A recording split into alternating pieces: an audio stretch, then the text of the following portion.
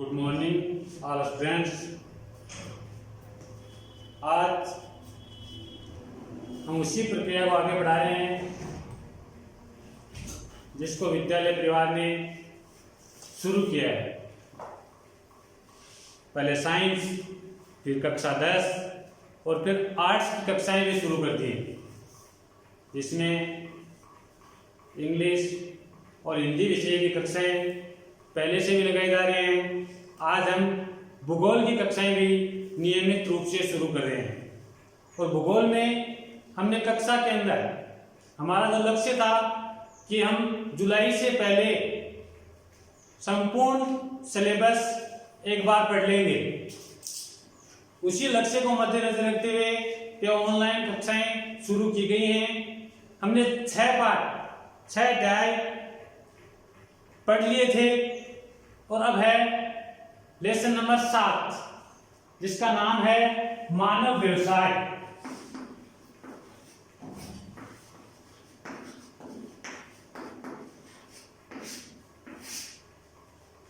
यह उन दोनों कक्षाओं के विद्यार्थियों के लिए फायदेमंद है जो कक्षा 12 में अब हुए हैं, और वे विद्यार्थी जिन्होंने कक्षा 12 की आधी एग्जाम दे दिए और इस कोरोना महामारी के कारण वो भूगोल, हिंदी साहित्य जैसे विषयों की परीक्षाएं नहीं दे पाए हैं। पढ़ते पढ़ते वो पूरी साल इन्हीं विषयों को पढ़ते पढ़ते उन विषयों को बोर हो गए हैं, वो एक बार दोबारा पुनः अपना रिवीजन कर सकते हैं। हम बात करते हैं मानव व्यवसाय की। पहली बात तो व्यवसाय किसे कहते हैं? तो मानव द्वारा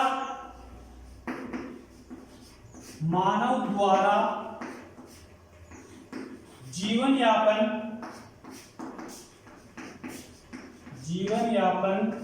के लिए की जाने वाली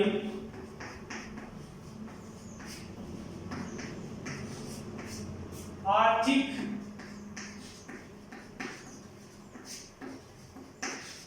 क्रियाओं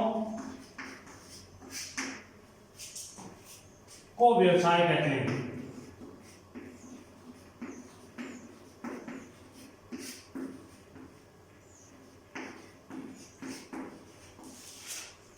मानव द्वारा जीवन यापन के लिए की जाने वाली आर्थिक क्रियाओं को व्यवसाय कहते हैं। यह आपको भी पता है कि मनुष्य को अपना जीवन यापन करने के लिए कोई न कोई काम करना पड़ता है, और ऐसा काम जिससे आर्थिक वृद्धि होती है, आर्थिक क्रियाएं करता है, उसे क्या कहते हैं? व्यवसाय। और मनुष्य की इन आर्थिक क्रियाओं पर बौद्धिक व सांस्कृतिक वातावरण का प्रभाव पड़ता है। बौद्धिक व सांस्कृतिक वातावरण का प्रभाव पड़ता है।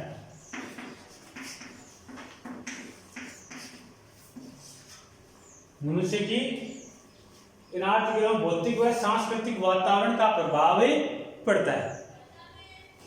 यह भौतिक और सांस्कृतिक वातावरण की भिन्नता के कारण विश्व में आर्थिक क्रियाएं भी भिन्न भिन्न हैं। भौतिक व सांस्कृतिक वातावरण की भिन्नता के कारण विश्व की आर्थिक क्रियाएं भी कहते हैं तो भिन्न भिन्न हैं। जैसे जल में मछली पकड़ना,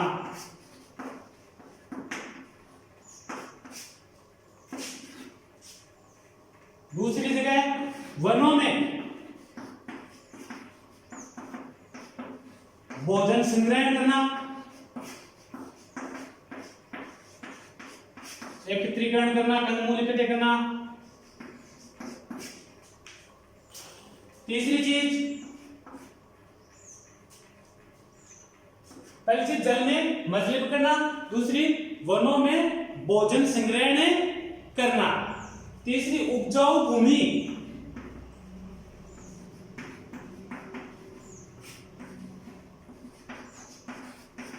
पर कृषि कार्य करना, उपजाऊ भूमि पर कृषि कार्य करना। चौथी चीज, जिन स्थानों पर खनिज प्राप्त होता है वहां से भूमि को खोदकर खनिज निकालना, भूमि को खोदकर खनिज निकालना, यानी कि मनुष्य भिन्न भिन्न परिस्थितियों में वो भिन्न भिन्न जगहों पर भिन्न भिन्न प्रकार की आर्थिक क्रियाएं करता है, भिन्न प्रकार के काम में करता है। अनुकूल परिस्थितियों में मनुष्य परिवहन,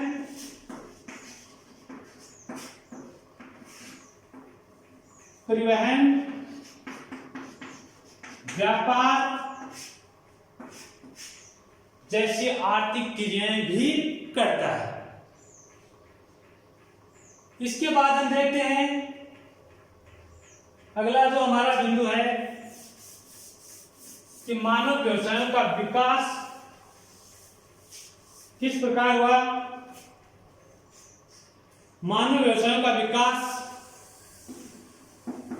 मानव व्यवसायों का विकास एवं बदलती प्रकृति।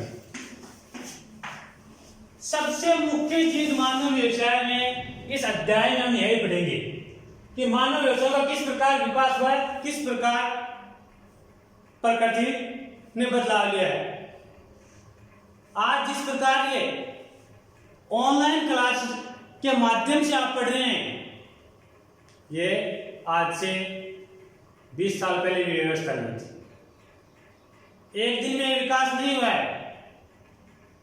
प्राचीन काल में मानव अपना भोजन कंदमूल फलों से एकत्रित करता था, आखेट करके प्राप्त करता था। धीरे धीरे मनुष्य को यह लगने लगा कि इसी प्रकार अगर मैं इन पशुओं का शिकार करता रहा, इन वनस्पतियों से फल फूल कंदमूल खाते रहा, इन वनस्पतियों को नष्ट करता रहा, तो एक दिन ये खत्म हो जाएंगे। मनुष्य का धीरे धीरे बौद्धिक विकास हुआ और मनुष्य कुछ पशुओं को पालतू बनाने लगा। उसके बाद वह धीरे धीरे कृषि कार्य करने लगा। कृषि कार्य के लिए आपको पता है जल की आवश्यकता होती है, तो यह अधिकांश कृषि कार्य नदियों के किनारे किया जाने लगा। नदियों के किनारे कृषि कार्य करते करते उनका स्थायित्व आया, नदी घाटियों का विकसित हुआ। विश्व की जितने भी सभ्यताएं, प्राचीन सभ्यताएं हैं, वो अधिकांश नदी घाटियों के किनारे विकसित हुई हैं। चाहे वह सिंधु नदी घाटी सभ्यता हो, चाहे चीन की हवांगो नदी घाटी सभ्यता हो, चाहे मिस्र की नील नदी घाटी सभ्यता हो, या फिर दजला व फ्रात के बीच की मेसोपोटामिया सभ्यता हो, ये सभी नदी घाटी में ही विकसित हुई हैं। इसके बाद पुनर्जागरण काल के बाद नवीन खोजों व अन्वेषणों, नवीन तकनीकी सहायता से आज मनुष्य का व्यवसाय किस स्तर तक पहुंच गया वो आपके सामने है। इन्हीं कि विकास कैसे हुआ, इस विकास क्रम को एक काल क्रम के अनुसार विभाजित किया गया है। इस अध्याय में विकास क्रम को काल क्रम के अनुसार विभाजन किया गया है। विकास क्रम को काल क्रम के अनुसार विकास क्रम का काल क्रम के अनुसार विभाजन। और विकास क्रम के काल क्रम को 4 भागों में बांटा गया है। और 4 भागों में सबसे पहला है प्रागैतिहासिक काल, दूसरा है प्राचीन काल, तीसरा है मध्यकाल, चौथा है आधुनिक काल, प्रागैतिहासिक काल, प्राचीन काल, मध्यकाल, आधुनिक काल, इनको हम विस्तृत रूप से पढ़ेंगे। सबसे पहले हम बात करते हैं प्रागैतिहासिक काल की, यानी मानव, आरंभिक मानव। आप इसमें मुख्य चीज लिख सकते हैं, आरंभिक मानव।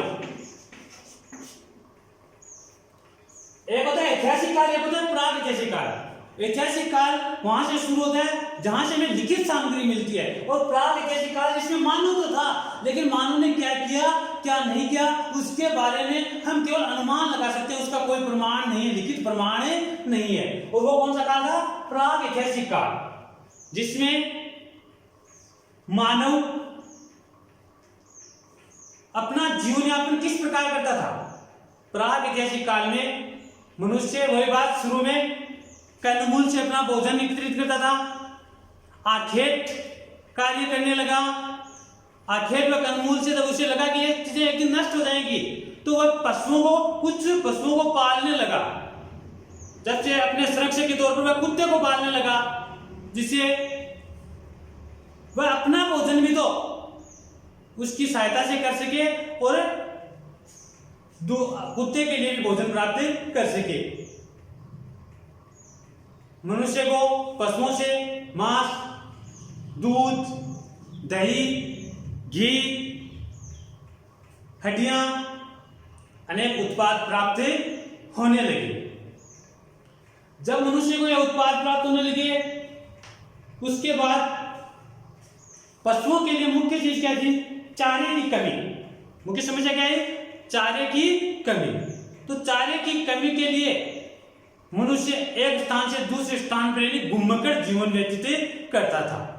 घूमकर जीवन व्यतीत करता करता मनुष्य ने जिस प्रकार पशुपालन की शुरुआत की, उसी प्रकार इस वनस्पति की एक दिन नष्ट हो जाएगी, इस बात को मद्देनजर रखते हुए इनके बीजों को बोया और कृषि कार्य करने लगा। शुरुआत में इस प्रागैतिहासिक काल में मनुष्य ने जूमिंग कृषि की। जूमिंग कृषि, जिसे स्थानांतरित कृषि भी कहते हैं। विश्व में, भारत में भी अब हर जगह इसका एक अलग नाम होता है, अपने नाम से पहचानी जाती है। कहीं पर इसे मिल्पा कहते हैं, कहीं पर इसे रे के नाम, वियतनाम में इसे रे के नाम से जाना जाता है, अलग अलग नामों से जाना जाता है क्या जूमिंग कृषि? जूमिंग कृषि एक ऐसी कृषि है जो स्थान बदलकर की जाती है। सबसे पहले वनों को काट कर की जाती है। वनों को काट कर जला दिया जाता है, उस स्थान पर कृषि की जाती है। 2 या 3 वर्ष बाद उस भूमि की उर्वरक क्षमता खत्म हो जाने के बाद उस स्थान को खाली छोड़ दिया जाता है, और इसी प्रक्रिया के तहत दूसरी जगह वनों को काट कर वहां उनको जलाकर कृषि कार्य करते हैं। वह कृषि क्या कहती है? जूमिंग कृषि। इसे स्थानांतरित कृषि भी कहते हैं। स्थान बदलकर कृषि करने के कारण इसे क्या कहते हैं? स्थानांतरित कृषि भी कहा जाता है। वनों को काटकर करने के कारण इसे कर्तन कृषि भी कहा जाता है। वनों को जलाकर करने के कारण इसे दहन कृषि के नाम से भी जाना जाता है। तो मानव क्या करने लगा? जूमिंग कृषि कार्य करने लगा। जूमिंग कृषि के बाद इसी काल में वह पशुओं और अपने जीवन यापन के लिए, स्वयं रहने के लिए घास फूस, अड्डियों से झोंपड़ी बनाने लगा। और इसी काल में मनुष्य ने पहिए का आविष्कार भी शुरू कर दिया था। यह था प्रागैतिहासिक काल। प्रागैतिहासिक काल के बाद आता है आपका प्राचीन काल। कौन सा आता है? प्राचीन काल। प्राचीन काल है, इसमें कृषि व पशुपालन के अस्थायी रूप ले लिया था। कृषि अस्थायी रूप से की जाने लगी, मनुष्य अस्थायी रूप से रहने लगा। आप प्राचीन काल को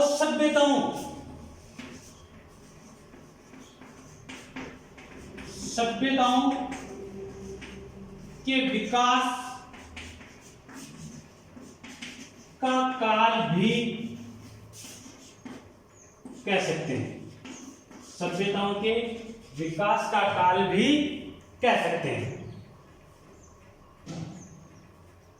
मनुष्य अस्थायी रूप से कृषि कार्य करने लगा, नदियों के किनारे उपजाऊ भूमि पर कृषि कार्य करने से अनेक, थोड़ी देर पहले मैंने बताई थी, नदी घाटियां विकसित हुई। उसके बाद इसी युग में धातु, तांबा, अनेक धातु की खोज, जैसे तांबा, कांसा की खोज हुई। मनुष्य कृषि कार्य के लिए सिंचाई भी करने लगा था। आज से ईसा से 2500 वर्ष पूर्व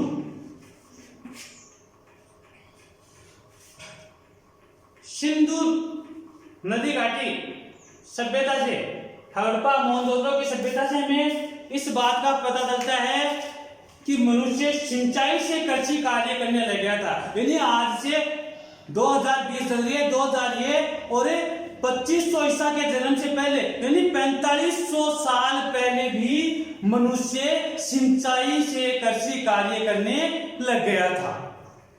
उसके बाद धीरे धीरे मनुष्य है वह नगर नियोजन की कला में निपुण था। हड़प्पा मोहनजोदड़ो की सभ्यता से हमें पता चलता है कि मनुष्य नगर नियोजन व भवन निर्माण की उत्कृष्ट कला में निपुण था।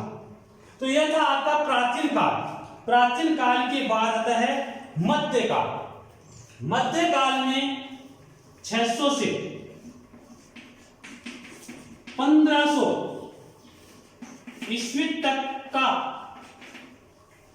जो काल है, यह मध्यकाल के नाम से जाना जाता है। इस काल में इसे उपनिवेश के नाम से भी जाना जाता है। इस काल में यूरोपीय देश हैं, वो एशिया व अफ्रीका महाद्वीप के अनेक देशों पर अपना उपनिवेश स्थापित कर दिया था उन्होंने। जैसे इंग्लैंड ने भारत को अपना एक गुलाम राष्ट्र बनाया था, लेकिन वो तो बाद की बात है, 1500 से बाद की बात है, मैंने एग्जाम्पल दिया है। लेकिन यूरोपीय राष्ट्रों ने इस काल में उपनिवेशिक कार्य शुरू कर दिया था। मध्यकाल में कृषि का उत्तरोत्तर विकास, बढ़ती शिक्षा, व्यापार का काम होने लगा। उसके बाद यूरोप में धार्मिक विचारों के प्रभुत्व व वैचारिक स्वतंत्रता के दमन के कारण तकनीकी विकास अधिक नहीं हो सका। इस काल में भारत में कृषि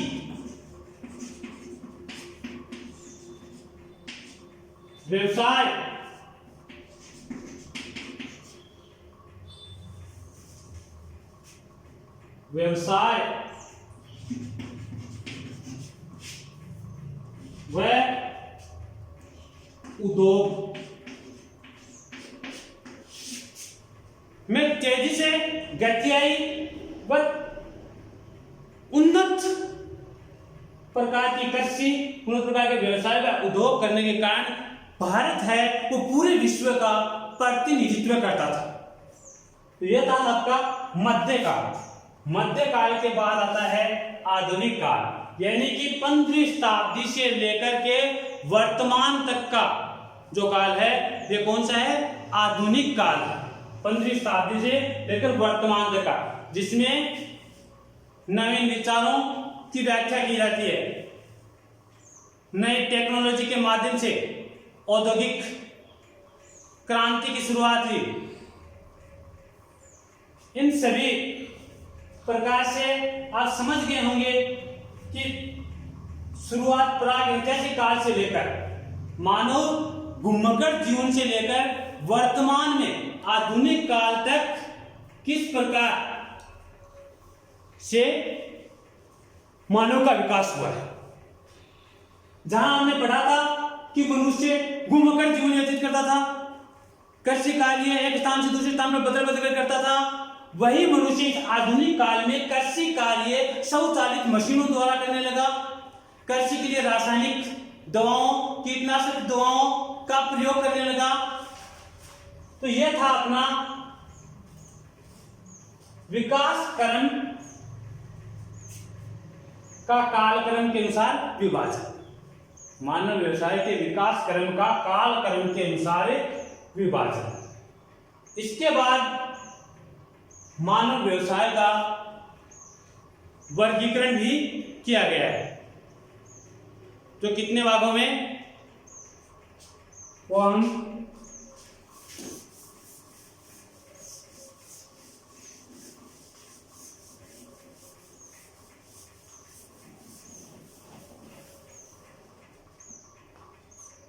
मानव व्यवसाय का जो वर्गीकरण है